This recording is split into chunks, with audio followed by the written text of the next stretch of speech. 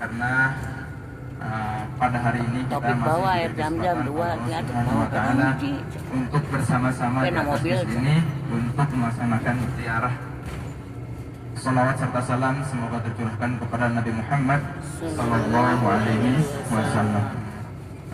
Insya Allah Bapak Ibu, hari ini kita akan menapak tilas sejarah, itu tempat-tempat sejarah yang ada di sekitar kota Madinah. Jadi kata sopirnya, kita yang pertama akan ke Masjid Quba, kemudian ke kebun kurma ya, belanja. Yang ketiga itu ke Masjid Qiblatain, setelahnya Masjid Sab'ah atau tempat terjadinya perang Khandaq, yang terakhir kita ke Jabal Uhud. Sebelum kita perjalanan, mari kita membaca safar bersama-sama. Bismillahirrahmanirrahim. Bismillahirrahmanirrahim. Allahu Akbar. Allahu Akbar. Allahu Akbar. Allahu Akbar. Allahu Akbar. Allahu Akbar. Subhanalladzi Subhanalladzi sakhkhara lana hadza sakhkhara lana hadza wa ma kunna wa ma kunna lahu muqrinin lahu muqrinin wa inna ila rabbina ila rabbina lamunqalibun. lamunqalibun. Allahumma inna nas'aluka fi safarina hadza fi safarina hadza albirra wat taqwa albirra wa minal amali wa minal amali ma tarda. ma tarda. Allahumma hawwin alaina safarana hadza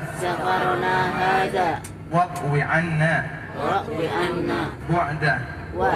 Allahumma antas sahibu fis safari wal khalifatu fil ahli. Allahumma inni a'udzu bika min wa'tha'is safari wa ka'abatil manzari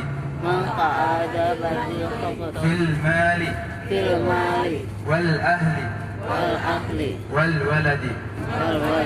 Alhamdulillah alamin. Mudah-mudahan dengan membaca doa safar ini ziarah kita dalam ridhonya Allah Subhanahu wa Ta'ala. Baik Bapak Ibu, semuanya udah wudu ya? Sudah. Insyaallah yang pertama kita akan mengunjungi Masjid Quba. Apa itu Masjid Quba? Masjid Quba adalah masjid pertama yang didirikan oleh Rasulullah Shallallahu Alaihi Wasallam. Jadi Rasulullah itu lahir di kota Mekah, kemudian berkembang dan besar di kota Mekah. Menikah dengan Sayyidatuna Khadijah itu di umur 25 tahun. Di umur 40 tahun Rasulullah mengemban amanah risalah kenabian. Rasulullah berdakwah. Nah, dengan dakwah inilah Rasulullah dikecam oleh orang-orang kafir Quraisy. Kemudian Rasulullah dakwah secara sembunyi-sembunyi.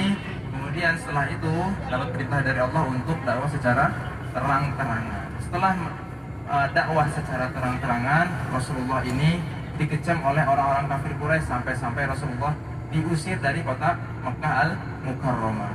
Nah, di sini turun perintah dari Allah untuk hijrah dari kota Makkah ke kota Madinah.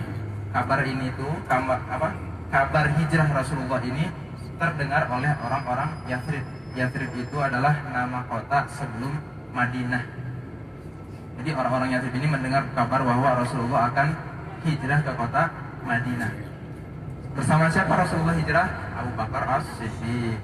Jadi mereka itu, maksudnya orang-orang Yathrib ini menunggu akan kehadiran, akan kedatangan Rasulullah di Madinah ini. Setiap hari mereka mencari kabar. Kemudian pada satu hari itu ada seorang Yahudi yang mengecek ke atas.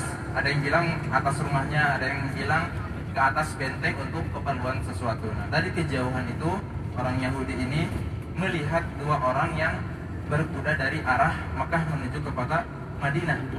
Dia itu sudah tahu bahwa yang datang itu adalah Rasulullah Shallallahu Alaihi Wasallam. Nah, kemudian seorang Yahudi ini mengabarkan kepada warga Yathrib bahwa apa yang mereka tunggu selama ini sudah tiba. Lalu orang-orang Yathrib ini mendatangi Rasulullah dan menyambutnya dengan gembira, melantunkan qasidah-qasidah yang sering kita dengar.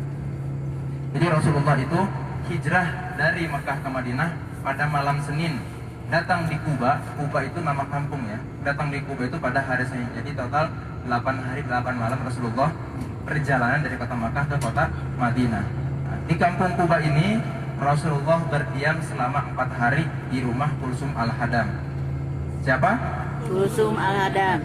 Selama 4 hari, malam Selasa, malam Rabu, malam Kamis, malam Jumat, Rasulullah mendirikan salah satu masjid, yaitu Masjid Kuba. Barang siapa yang mendatangi Masjid Kuba, maka pahalanya seperti orang yang berumrah. Man tatahhara fi baitihi tsumma ata Masjid Kuba fa shalla fihi sholatan kana ka ajri umrah. Barang siapa yang bersuci dari rumahnya, kita dari hotel anggap sebagai rumah kita sendiri, kemudian mendatangi Masjid Kuba. Sekarang kita lagi menuju ke Masjid Kuba dan insya Allah kita akan melaksanakan sholat ya. Kemudian mendatangi Masjid Kuba dan sholat di dalamnya, maka pahalanya seperti orang yang berumrah. Jadi alhamdulillah Bapak Ibu, umatnya Kanjeng Rasul ini banyak bonusnya ya. Kemarin kita sudah melaksanakan sholat di Masjid Nabawi yang pahala itu berkali-kali lipat, 1000 kali lipat. Sholatun fi masjid